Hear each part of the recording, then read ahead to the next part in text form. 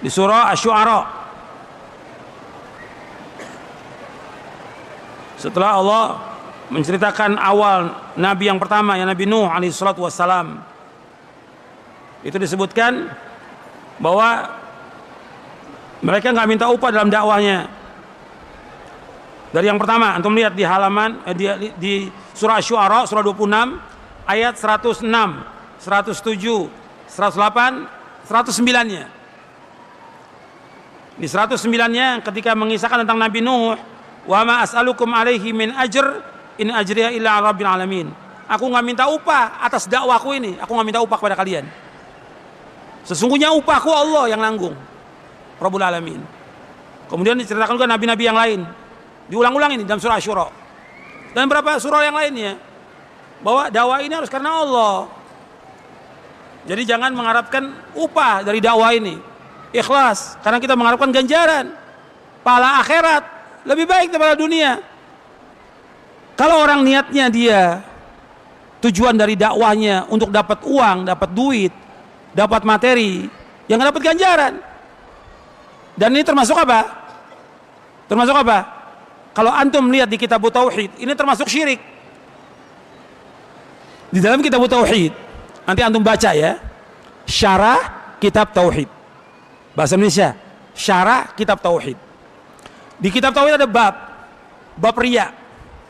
Setelah bab riya, setelah bab itu ada bab lagi, yaitu bab minasyirki iradatul insan bi'amalihi dunia. Termasuk syirik seorang beramal tujuannya untuk dunia, termasuk syirik. Dibawakan dalilnya, ayatnya dan penjelasannya. Makanya itu harus hati-hati. Kalau seandainya dia mengajar dia karena Allah, dia ikhlas, kemudian suatu waktu ada orang mengasih, dia orang kaya, dia mampu, ingin memberikan hadiah, enggak apa-apa, boleh, tapi bukan itu yang dia cari. Kalau sekarang banyak ustaz-ustaz ingin mengumpulkan apa? Harta dengan dia berdakwah ini.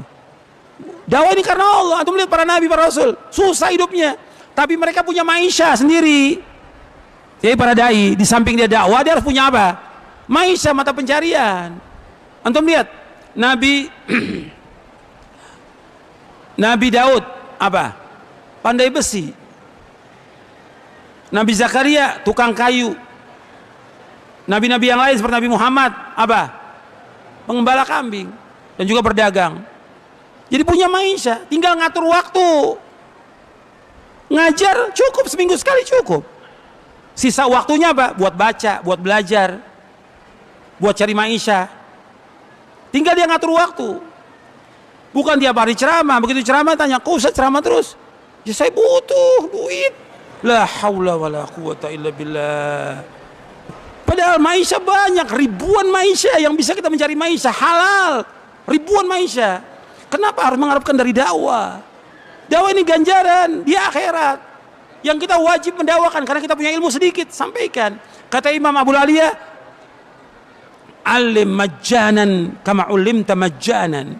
Ajarkan manusia dengan gratis sebagaimana kamu dapat ilmu dengan gratis. Ajarkan karena Allah dan nikmat. Kita mengharapkan ganjaran.